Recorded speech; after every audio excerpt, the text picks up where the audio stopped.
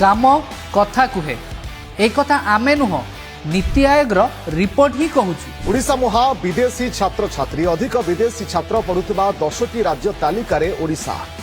दिने ओडिशारू उच्च शिक्षा पाई मुह फेराउ नेउथुबा छात्र छात्री आज उच्च शिक्षा क्षेत्र में वैप्लविक परिवर्तन पाई पुणी उच्च शिक्षा ग्रहण करने को मन बड़ाउछंती। केवल सेतिकी नुहे विदेशी छात्र छात्री माने मध्य ओडिशा को निजर उच्च शिक्षा पाई प्रयोज्य स्थान बोली मानुछंती।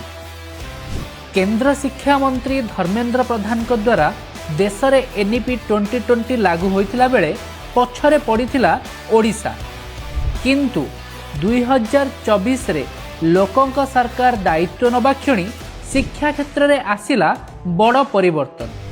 उच्च शिक्षा विभाग दायित्व नेले श्री सूर्यवंशी सूरज। सेबेठू सफलतार पाहाच परे पाहाच चढ़ी चली उच्च शिक्षा विभाग एवं निजर दूरदृष्टि संपन्न कार्यशैली पाई एहाकु संभव करि पारिछंती युवमंत्री श्री सूर्यवंशी सूरज।